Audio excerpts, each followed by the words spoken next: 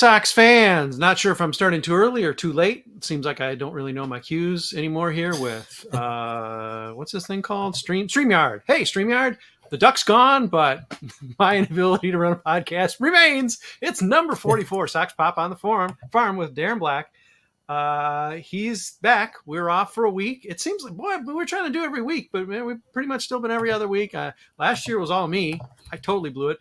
This year, I believe, again, I don't know. I don't have the meds in front of me, but I think this is the third. I think it's the third rotator cuff surgery for Darren Black. He's just been throwing too hard. Yeah. He's not warming up the weight. He's not listening to Dr. Katz. But I do believe he's back ready. He has use of, I think, both arms. So, Darren, welcome back. I'm glad you recovered quickly. Healed up very fast. Yeah, I don't know. Everyone's on the IL in the minors, so I just kind of wanted to join everybody. I was feeling left out. It's a peer pressure thing, for sure. We are going to run down. We have a couple weeks worth of maybe MVPs to talk about, catch up on the affiliates to some degree. Generally, the system's still playing pretty well. It's nice to see. Nothing. We can't just keep starting with Winston-Salem, so we're not going to do that. Sorry, dash hyphens. We just can't do it. We gotta try and spread it out a little bit. Interesting couple weeks. So I think we'll go top to bottom. I think we'll start in Charlotte. There's been a lot of movement. I'm not sure if we have to detail all of the movement of injuries, creating players coming up, Darren. But something that happened tonight, as we're recording, Jake Marisnick is the guy who got called up, as opposed to, say, Victor Reyes, Oscar Colás, which I guess we assume he's got stuff to work on at Charlotte, so he's not going to come right back up. And Clint Frazier, who is our your player of the week for this past week, made a pretty nice debut. I think his first game actually was sort of not good, and then every game since has been really good. And good. A guy with experience, but not called up. So can you summarize what those guys are doing, or just why Jake is the guy being picked up for the White Sox?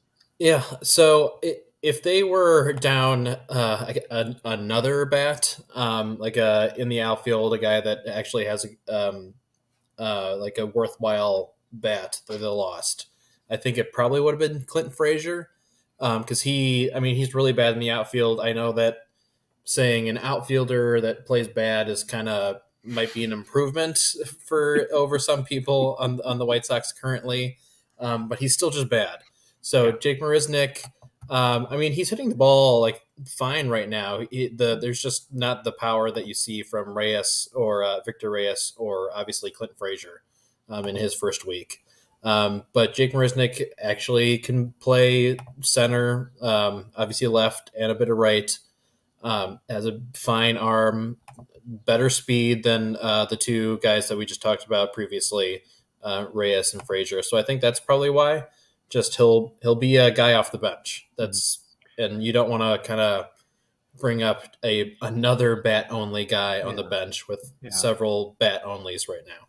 And with Billy Hamilton going on the IL, then he's almost the replacement for Billy. As strange as it sounds, he's almost the replacement for Billy Hamilton. Yeah, basically. Marisnick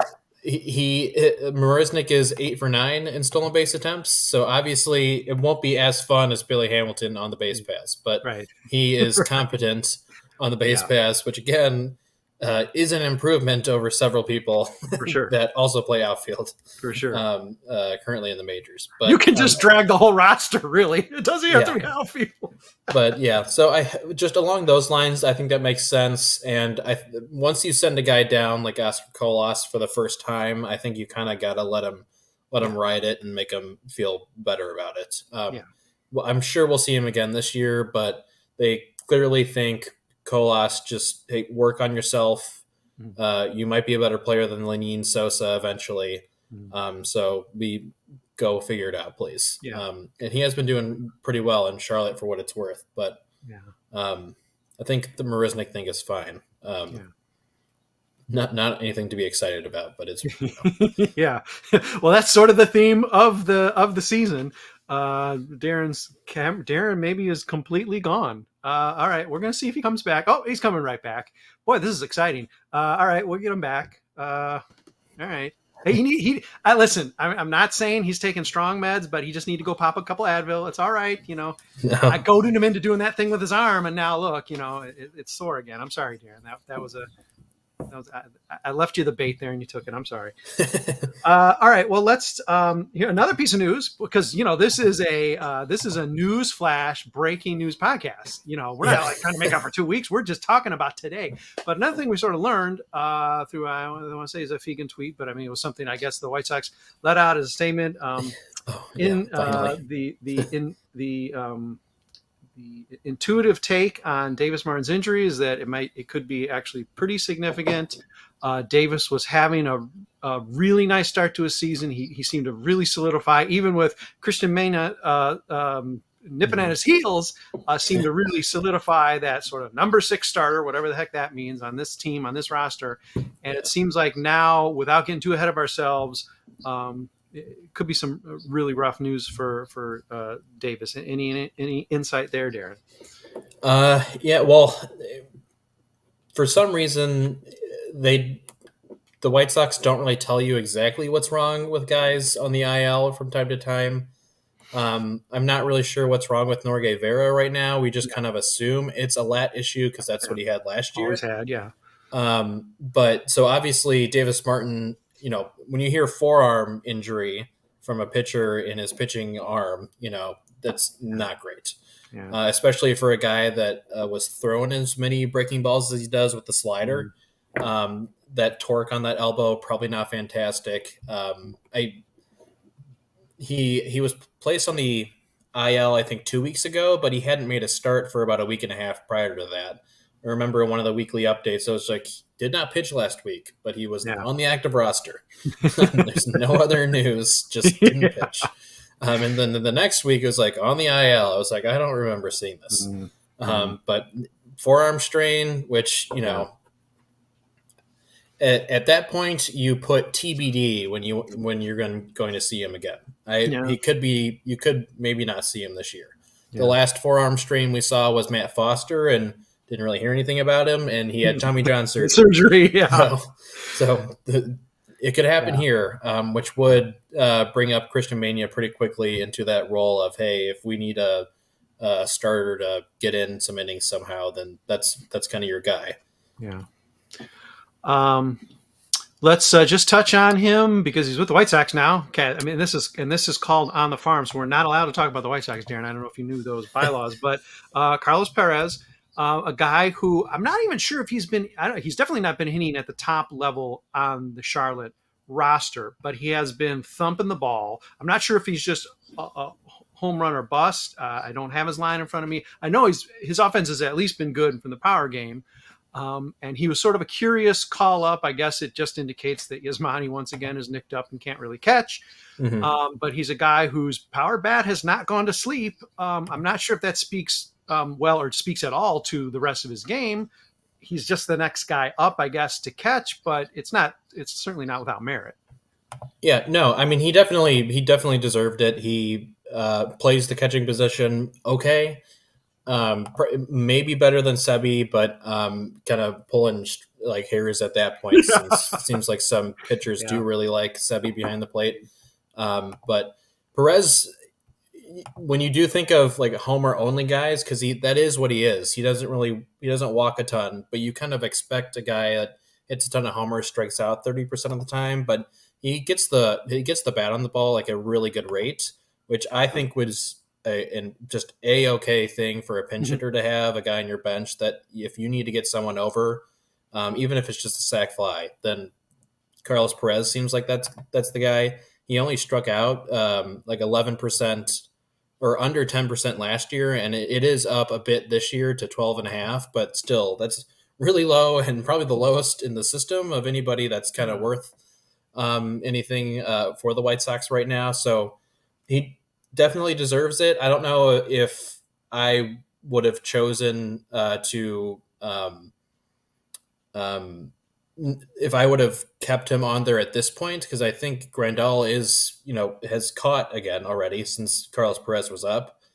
So unless they're really slow playing Grandal behind the plate, I don't know what the purpose of Pérez is there right now. Right.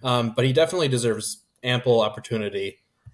for backup catching duties for whenever that happens. Am I wrong, Darren? It's not unheard of for a catcher, but when you're starting to combine the qualities of catcher and then a guy who is sort of slugging, the fact that he puts the ball in play, I mean, that's like a Ozzie Guillen profile. It's interesting that he puts the ball in play at the rate he does. That's. I mean, of course, it's an anomaly in the White Sox system, but that's sort of an anomaly as a player, a young player, a catcher, and a guy who's sort of got a power bat versus I don't know, Gilbert Sanchez or something.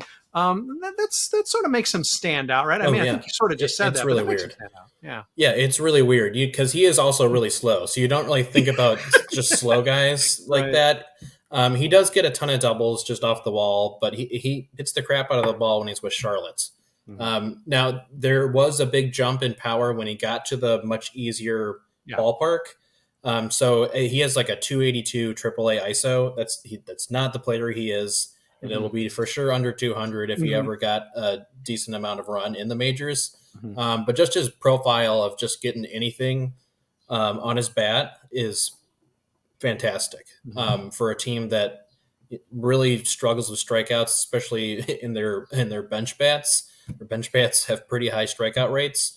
If he had more time at first, maybe you would say, okay, maybe if now that Jake Berger's down, maybe you give him some run at first every once in a while.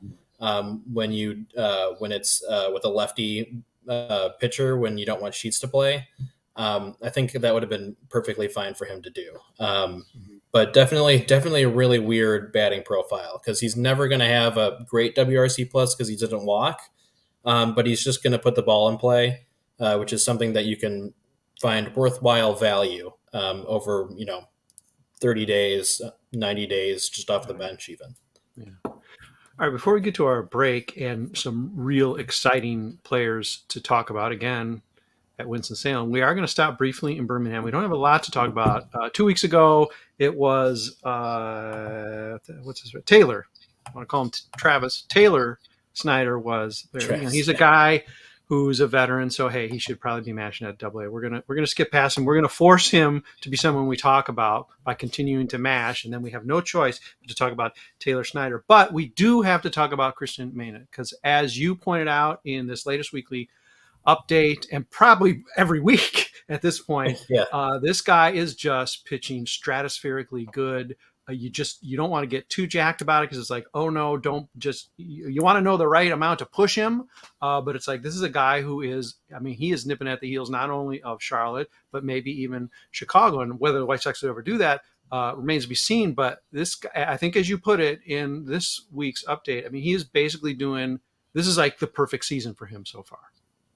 Yeah, his issues so far have pretty much been homers. Like if some curveball is just left up, that usually gets mashed from him. But other than that, 40% K rate, 6% walk rate, like a 36% difference between those two numbers is, I don't know if I've seen that since maybe like prime Alec Hansen when he was doing doing stuff like that with the dash many moons ago. You were so young, Darren. Yeah, much younger.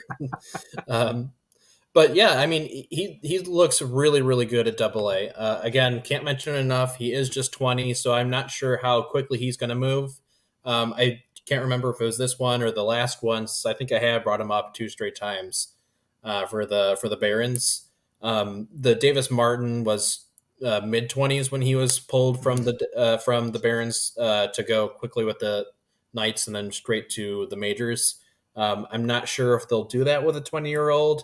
Sean Burke is back on the mound, still clearly coming off of not really pitching that much in the spring. So we'll see how that goes with him. Jesse Sultans is still on the 40-man roster, but he, depending on what happens with this Martin forearm strain, which could be back next week, or Tommy John surgery, no one's telling us how severe this is.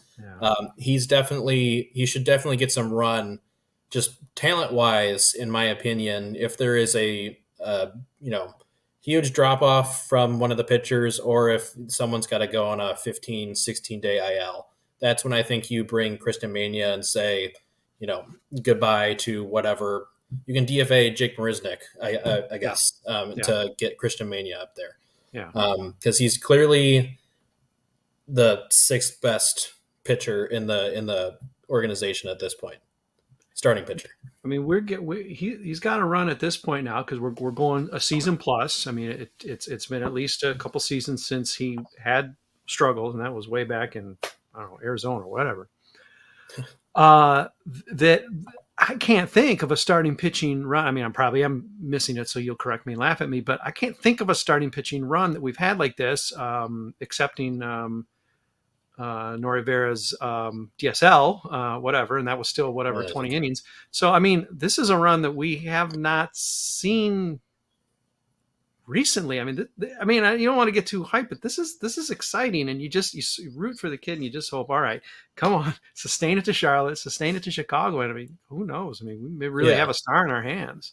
Yeah, because there's usually always a caveat with, I'll just take the top prospects because I could maybe include Tommy Summer and what he's done this year, but I'm not really too sure what their plan is with him. But just from top prospects, there's usually they don't really have great control. These walks are up. Right. Keep the Ks, lower the walks. Right. It'll be great. 2 thumbs up. So just him having the control hasn't been his issue, which has always been kind of this guy that's way under league average in age just has prime control, which is something you don't see. And that's and just putting that into perspective, I can't really think of anybody that was even close to this, that high of a K rate, that low of a walk rate. I mean, obviously the ERA is a bit inflated because of these home runs, but the FIP and XFIP are fantastic. Most of the contact is weak. So I'm very excited about Cristian Mena. If he isn't I know there's kind of the specter of Noah Schultz as the top pitcher in the system, but I think after a month of a 20-year-old in Double-A doing this, I think Mena is the guy. I think he's your top pitcher in the system. And there's no diss on Noah Schultz. He hasn't thrown a pitch for the White Sox yet. He needs to at least throw a pitch before we make him the top pitcher. I know that's not how ratings or whatever prospect ranks work, but come on. Well, they work that way for me. Yes, and we did. Good catch, Darren. We did get confirmation. Aaron Santana, our pronunciation specialist, our connection there to the DSL and otherwise, did give us confirmation. Cristian Mena, no tilde. So we were tempted to say Mena. It makes sense, but Cristian says no tilde for me. It's Mena. So Cristian Mena it is, and believe me, a lot more fans are going to learn how to pronounce his name quickly with the way he is pitching. Darren, we're going to take a break. We're going to be back in a minute or however long it takes for Fans First Sports Network to trot out some items that you may want to consider purchasing or hopping on. So please do that. Listen carefully to the succinct ads that are about to be presented to you. We will be back on Sox Pop in just a minute. White Sox fans, Brett Valentini here hosting, again, for some reason, it's a farm podcast and I'm hosting it. Sox Pop on the farm, 44, no cute titles, no cute production values here on this one. This is just straight podcast. I got to just take advantage of Darren Black when I can get him. Surgeries, world travel, changing hats. We don't know what the guy's doing, but going to ball games, whatever it is, when I get him, I got to get him. We got to just talk. We got to talk shop. We are in Single A now. We're just sort of working down from Charlotte. We're doing it the traditional way. And we are at the most fun affiliate so far this year. It remains Winston-Salem. Go figure. Would not have necessarily predicted it, but there's a couple guys at least are just blown off the top of my head. And we got to start with DJ Gladney, who was last week's player of the week. And he, again, we talk about Cristian Mena being this guy's best case scenario. DJ Gladney, very young, drafted, got into the system very young, has had his maybe stops and starts. It does seem like it's maybe 2 steps forward, 1 step back, which is the way prospects, pretty much work. You just want them to keep moving forward. And boy, this year, it seems like he is really bringing it. He seems like a great teammate. He really seems like, I won't say vocal leader, but he seems to lead by example. He seems like a guy who the White Sox could really throw something into. This guy could be a core piece for the future. I know that's getting a little bit ahead. He's at high A, but this is another guy who's doing probably everything you hoped he would confirm or tell me how that's a silly thing to say. I mean, from just strictly from where he was from 2019 to 2022, pretty much like he's the numbers that you want to see improve from a guy who's kind of a first based left field type guy. He's improving those. The strikeouts are looking, I mean, good for him, 26%. Some people might think that's high, but that he was over like well over 30% in 19, 21, and 22. And the power, like he has a 300 ISO right now, so I don't know. I mean, that's clearly not going to stick, but I mean, he's putting up Tim Elko kind of power right there. So he's one of those guys in that 2019 draft where and 2020 draft where you're kind of like, oh, this lost season, like this 2021. I don't know what to really think about it. This young high school draft pick. But then 2022, it was better than what he produced in Kannapolis in 21, but it still was not great. So to see him cut down on the strikeouts about 6-7%, the power is where it should be for a guy who's 6'3", almost 200 pounds. I don't know where he's going to end up position wise, because if you're kind of moving first base, left field, and you're in high A, then that kind of makes me wonder where are you going to play? Are you more of a DH type guy, or can you actually play outfield once you move up the system? We'll see. But I think once people start moving through the system, I think he will be the first one to get kind of that earned promotion instead of injury promotion. Just because of, I mean, he's 300 ISO. He's clobbering the ball right now. He's seeing it really well. He's getting really hard hits. Beyond the homers, he has 8 extra base hits on top of the 8 homers. So 2 more extra base hits in total than singles, which is ridiculous. So, I mean, that's still really good. Obviously, he was a high school pick in 19, so still pretty young. It's not 21 in high A isn't, outrageous. When we talk about Tim Elko, he's 24 in low A, to keep that in a bit of a perspective. So really, really happy for him because he does seem like a really cool guy. Just from what the hyphens/dash or hyphens dash put out from time to time. Yeah, I mean, he's been on one of our podcasts. He was on the Northside Sox podcast.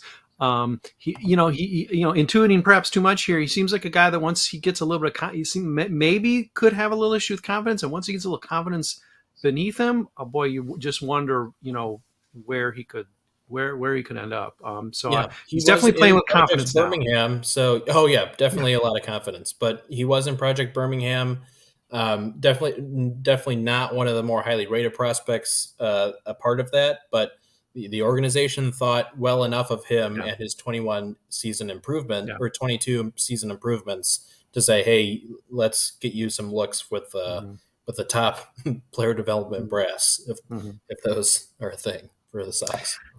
Okay. Now, I tend to be a little bit hot and cold and you can call crazy with my prospect picking. I don't really adhere to the traditional ways of things, which doesn't really mean that I'm not like picking Colson Montgomery at number 1, but I tend to go a little too hot and cold with guys. I was super high on Jose Rodriguez, maybe earlier than people, but then he took that step back and then I got completely spooked and he dropped off my radar. Terrell Tatum's a guy who I think you'll give me credit or you'll laugh at me for, Darren, but I was pretty hyped about him maybe say a year ago, and then boy, just things were bad for him. He had that weird, whether you call it fluke or whatever, he had that PED issue. He got some run in the fall, maybe to get him extra reps. Didn't seem to be doing a whole lot with that. And I got to tell you, even though I don't think he's been a player of the week yet for you, Darren, because it's been very tough competition with the Dash. This is a guy who really should have a 98-point headline with him because he is bringing the speed. He's leading off. I know he's such a unique, 3 true outcome guy or whatever, but he's stealing bases. I mean, this is the season maybe we're hoping to see from him last year in a swift move up the system. But boy, he's doing it this year, and he's not necessarily super old for where he's at. So you got to be sort of hyped with where he has restored himself, 4 or 5 weeks in. No, yeah. again, I think I've mentioned this in this podcast. Seeing a lowering of K rate is always great. Mhm.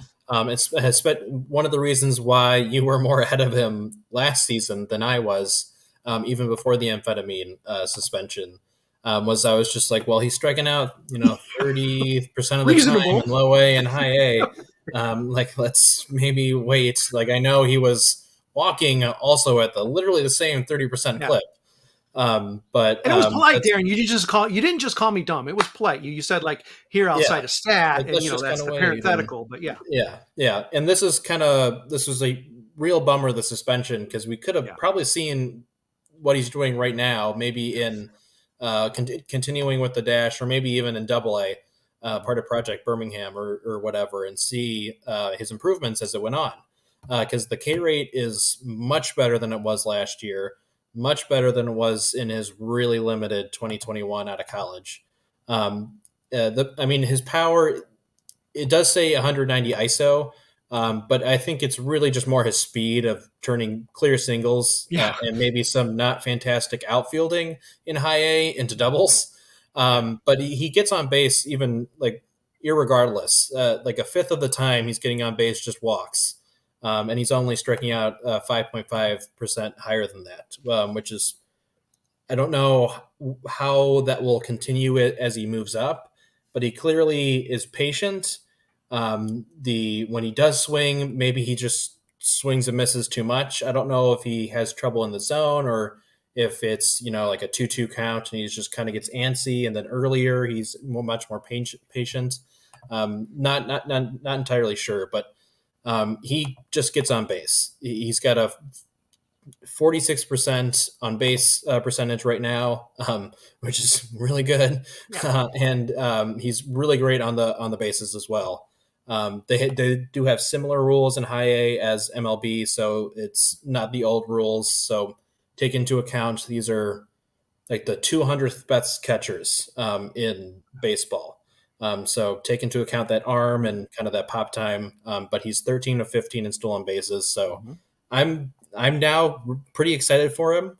I think the power will be a concern as he moves up. Sans Charlotte, because you just gain power there. Sure. Some will Um, just fly. Yeah. yeah, but I think just his ability to get on base, which is just a knack that a lot of people don't have. Mhm. I'm very confident that he'll continue to do that this year and as he moves up. Mhm. Not sure beyond like the hit tool once he gets up, but he'll find a way to get on base and wreak havoc once he's on there. Yeah. And that speaks to, not to go too crazy with this whole like baseball IQ thing, but because I guess it's well, it's an ability you develop. It's not a natural ability Mm-hmm. having a good batting eye per se. So it does speak somewhat to intelligence, especially the guy who knows he's got the wheels to do real damage once he gets on base, to know, hey, I'm going to work a walk. You saw that in it's not just that Tim Raines had a small strike zone or that Ricky Henderson had that crazy crouch. Okay, it was a little bit that. Pete Rose. But, that was also a way for them to manipulate the situation without playing their own way out of the major leagues. To take advantage of every possible thing they could to get on base and then do a lot of damage once they're there, whether getting knocked in by guys behind them, maybe in Rose's case or Raines' case, or just to get on and create the havoc like Ricky Henderson did by stealing 8 billion bases. So, Yeah. I mean, it does speak to the maturity and I think baseball IQ of a guy who's able to. I mean, Mario Camilletti's a guy who's like, I mean, I can't even necessarily put a finger on his Zero game, but hit he's walked tool. 8,000 times this year. And I mean, listen, if he does nothing else, you got to just give the guy credit. Okay, you're getting on base. It's not just that he happens to catch a wild pitcher every time he steps into the plate. He's working walks, and that, I mean, that's the name of the game, to get on base. So, credit to Tatum. That's not something that we should overlook, that he is worming his way on base, using his speed there. I mean, you can turn a walk into a double. That's pretty tight. And we don't have that many guys. So it's just really nice to see. Darren, Cristian Mena, DJ Gladney, Terrell Tatum. I mean, that's just three we've talked about here, but we've got a core of guys that you're thinking now. I mean, I don't know what the odds are, but I mean, you'd like to think one of these guys, hopefully more, but one of these guys is actually going to, I mean, they're getting close enough. they might really make an impact with the White Sox. And I mean, it's not to say the White Sox haven't matriculated guys again. It cheats with the team, Jake Berger, et cetera, et cetera. But I mean, these guys who could potentially make even a bigger impact than those I just mentioned, and that's exciting. I don't know that we've had, I mean, definitely not in the case of Cristian Mena. It's like, where did this come from? What is going on? This guy could be a pitching star. It's just nice that even not quite at Charlotte yet, but we've got this little core of guys that, hey, something might happen with these guys. Yeah, I think the past few drafts, even though DJ Gladney is not actually part of that draft, since he's from the old regime, has just been a little bit better in kind of profiling out what a major leaguer could be and finding those guys late, or even undrafted guys. Cole Seamus is one of those undrafted guys now that the rounds went from 40 to 20. And that one 2020 year where it was just 5. But I think like the system is obviously better than what it was a couple years ago last year. And maybe it's for sure not as top heavy as it was, 2020, 2021. It's really just Colson Montgomery. And then there's a big gap to your next, whoever you think is the next person. But there's enough guys when you're thinking like the 20 through 40 range who you're like, who's going to be that Danny Mendick who just comes out of nowhere, or Romy Gonzalez, even if you think he's not a major league baseball player. Those guys did really, really well in the minors and got to the majors at some point, made opening day rosters, rightfully or wrongfully at some point. And I think there's a good number of guys in that 20 to 40 range who you're like, you can actually see that guy getting 100 games in, the 200 at-bats in the 2024 or 2025 season, whatever happens for Gladney and Tatum specifically. Mena could be there this year just because of how good he's been doing. I don't know if anyone from the Dash will ever make it to the White Sox in the same year ever again. I know Garrett Crochet is different circumstance. He is literally playing his first minor league baseball in his rehab assignment right now. And Chris Sale is not normal in many different ways. But I think there's a lot of guys that you can squint and see. You can see that in left field, or you can see that as a DH. And I think that's good for the organization that they've been able to do that. They just need to sustain that to Charlotte, so they don't have to keep signing Jake Marisnick and Victor Reyes and Alex Colomé again and Billy Hamilton again to supplement what they did not have. Because there is no major league depth. There might be minor league depth now, but there is no major league depth for the system. And so you hope next year it's different, but got to see how it kind of flows through this year in the lower levels. Yeah, and we spent a lot of time at Charlotte, but we ended up speeding through. So we're going to go back there instead. We're going to leave A-ball. I know if I ask about Tim Elko, you're just going to take your head off and stomp it because it's preposterous. He's not already moved up in the system. So we already know that's the answer. So let's go to Crochet here. I mean, as you pointed out, never pitched in the minor. He's pitched now, like 3 innings or however many it's been now. That's his minor league career because he went, that's very strange circumstances of how he was drafted and brought up so quickly and then injured. He is at Charlotte now. It seems like there's a plan maybe to go back to back. Just work him the way he should be worked to get back with the White Sox. He has his velocity. He doesn't seem to necessarily have his command. Is there something you need to see from him to feel comfortable in bringing him up to the White Sox and not think it's rushed? Or is the White Sox situation dire enough that it's like, well, it can't hurt even if he's throwing a ball for every strike?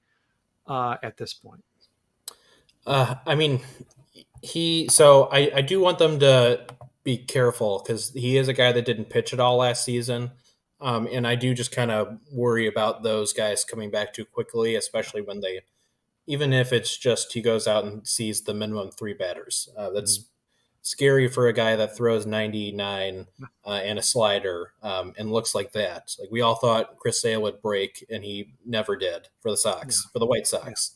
Right.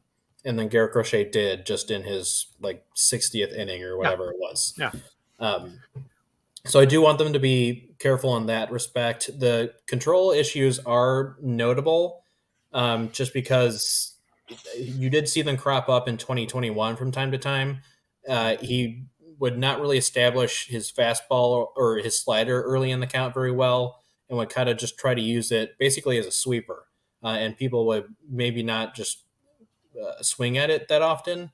Right now, the case is just in his last inning, the fastball was kind of all over the place, but it was touching that 98, 99, exactly where you want to see Garrett Crochet like throw a fastball. So from that standpoint, if he comes back, or if it's next week and he has his whatever 2-3 more appearances, and there's no walks, uh, I don't care if he lets up a hit or anything. He'll probably go up there and throw only sliders for one at bat, which whatever.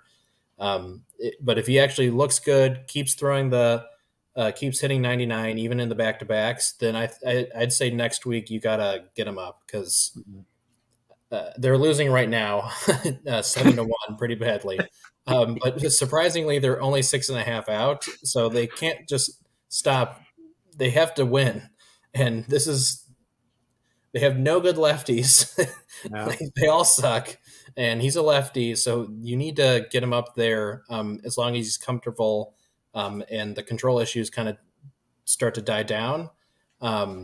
Then I'd say bring him up next week. Let him finish this Charlotte series, and then get him to the majors on. If they don't play Monday, then Tuesday. Thank you for bearing that terrible news until the very end of the podcast. We would have had a lot more people snapping it off just in disgust hearing that. Not that they didn't already by now know the result, because we're talking to you on Thursday, not Wednesday. But Darren, all right, last thought. You mentioned Chris Sale. Obviously, that's been a comp. It's always delightful to comp to like Randy Johnson or Chris Sale. But I mean, it's not completely unfair to connect Garrett Crochet to Chris Sale, specifically because Chris Sale was rushed up to the majors or whatever. He should have been in the major, whatever it is, but he was rushed up, and he was a reliever. And he was a reliever not just for a token amount of time, but he was a reliever for a season and change. Garrett Crochet has been talked a lot about, a guy who could start. That always seemed like a bit of a stretch because he never really did start. He certainly didn't start in a consistent way. Like he's got like 100 amateur starts, and then he just became a reliever in his senior year or something, or to help out the White Sox like Chris Sale did. I won't say that the starter ship has sailed for Garrett Crochet, but it's also a bit much to say, well, like Chris Sale, he'll be a starter. It seems less and less likely Garrett Crochet is going to start in the major leagues. No, I probably, if he had started a game in college, that would have been in 2019. Something to go run with. Yeah, because they didn't, or maybe he got in. I forget how long college baseball played in 2020. Well, he had that strange thing. He got hit, like hit in the head, or something. He got like some crazy injury too, like a comebacker, right? So he had a weird situation, but I don't think he was exactly derailing a 20 start season. No. So yeah, I think the ship has sailed. Like you said on that. The kind of, if you want to say, hey, Garrett Crochet, I'm going to remember him 10 years from now, instead of him like being like Matt Thornton and kind of like, oh, hey, yeah, I remember that guy. He was pretty good sometimes. Then you expect him to be the closer once Hendrick's contract is up, which I believe might be this year, maybe next year. I can't really recall on his.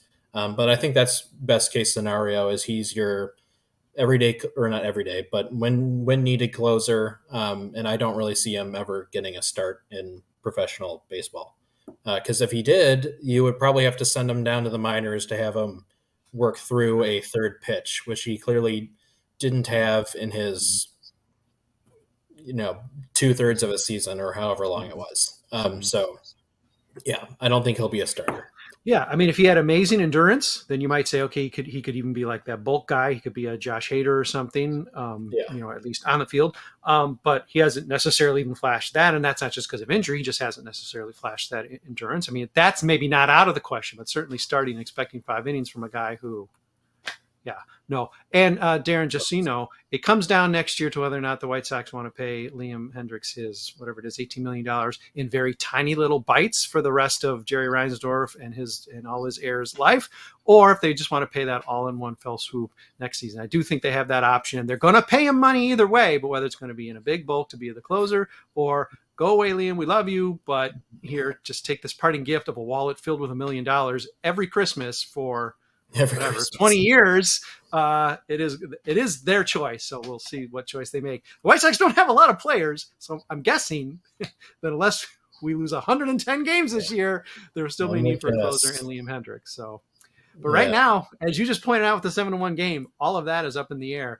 Maybe as we get later in the summer and talk more about the future of this team, the minors and the majors, we'll have more of a once they start selling. Look at all those prospects. Oh my God! Oh, so sweet.